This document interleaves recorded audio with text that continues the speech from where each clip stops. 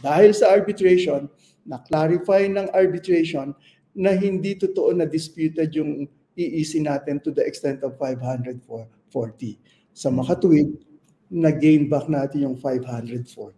So nabalik yun, hindi disputed exclusively part of ours. Tapos, ang disputed area na lang, yung doon sa mga features, plus yung doon sa mga features na tinatawag na bato or rock, 12 nautical miles. Suma total, ang natitirang disputed area na lang is only 13,000 square kilometers. 13,000 out of 540. Mas importante ngayon, ito yung specifics, yung reed bank sa atin, exclusively. Yung Ayungin Shoal, continental shelf din natin, exclusively. Yung Mischief Reef, exclusive continental shelf din natin. So, yan ang importansya niya ngayon. At malinaw. At ito ang batayan pag sinasabi natin, what is ours? Nako, napakalinaw ng paliwanag niyo, no? For purposes of discussions and reporting din. Kasi hanggang ngayon, madalas kong makita sa mga balita, sinasabi nila, the disputed West Philippine Sea. Mali yun, ibig sabihin. Or may kernel of truth ba yan?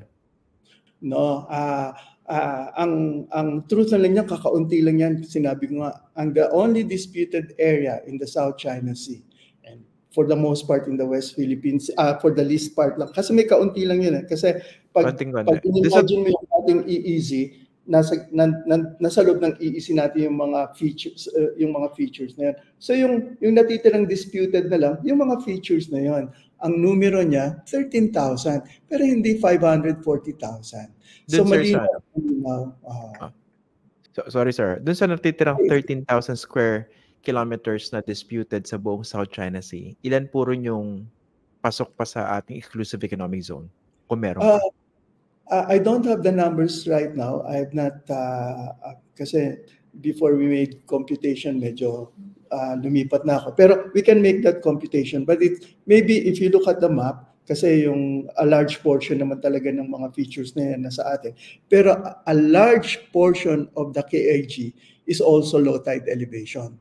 So, ibig sabihin, part na ng continental shelf natin yan. So, later on, if you wish, I can show them up para magkaroon ng idea. We can also show that. Pero siguro, if ever, mga out of 13,000 siguro, ito ano lang subject to validation. Siguro about 8,000 square kilometers out of 13,000. Even 9,000 square kilometers may be inside. That's possible. But 7,000 to 8,000 square kilometers out of 550. If you can imagine that, it's very tiny. Yeah, and Ayungin Shoal, there should be no discussion anymore in that. Ako rin, ang suggestion ko, wag na natin pag-usapan yung 9-dash line tsaka 10-dash line. Wag na rin natin bagitin yun kasi 6 feet under the ground na yun.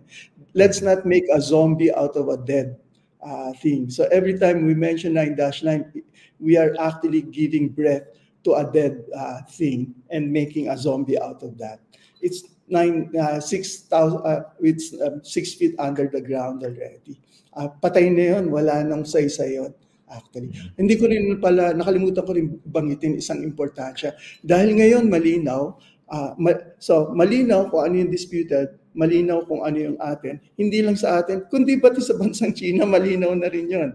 Hindi lang sa China at sa atin, malinaw na rin sa mga buong mundo. And this is the reason why yung G7, why other countries are able to speak. Now, if you remember, bago nagkaroon ng arbitration, walang makapagsalita kasi hindi malinaw. Ngayon na malinaw, klaro lahat ng statement ng G7, ng Japan, ng Australia, ng Estados Unidos, lahat sila klarado. So, I think that's another importance. Okay.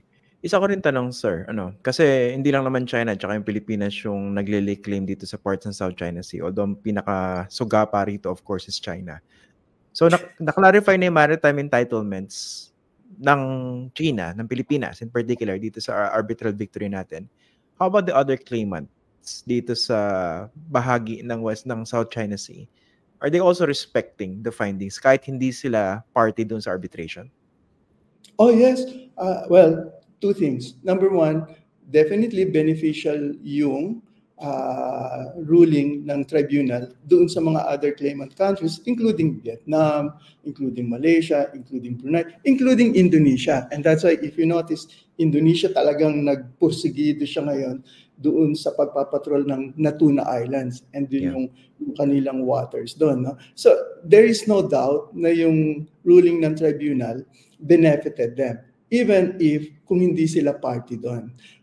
And that's the reason why also many of them, because of the implications nung tribunal, actually marami sa kanila naging observer sa tribunal during the hearing. And there are some pictures pa nga, we made the ASEAN lock. No?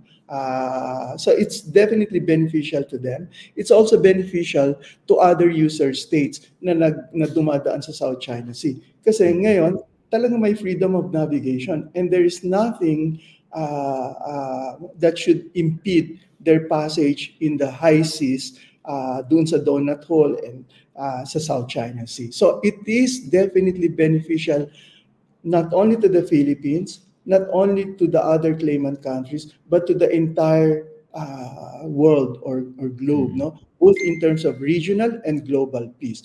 This is also good for China, if China will also think about it, because it also clarifies what is theirs and what is not theirs. And therefore, their policy should already move forward along that line. It's also good for maintaining peace in terms of rule of law. Okay. Tsaka napansin ko rin, Ambassador, no? Alam naman natin na may mga kumakampi sa China, pero yung maski yung pinakakakampi ng China, never nagsalita. Correct me if I'm wrong. None of them has ever come out in support of China over this at sinasabing mali yung ruling. Tama ba? I have not encountered anything na ganyan brutally straightforward na mali yung tribunal. I don't think there was anything that was said along those lines. Yes. Karaniwan di ko mambibig, no? Tahimik lang sila. Yeah, it's more of political perhaps yung mag-negotiational ka, parang gano, this is how their allies are able to express their support. Of course, we understand and we are aware that there's an effort from our northern neighbor to have these conferences of legal experts, kuno, to try to undermine the ruling. No? So I think we can sense that, but it's not a problem. We have always been open and transparent, and we have always been open to engage, and where we stand on truth and solid legal ground. And our legal ground, our legal position has been affirmed in a very decisive, resounding way by the International Tribunal. And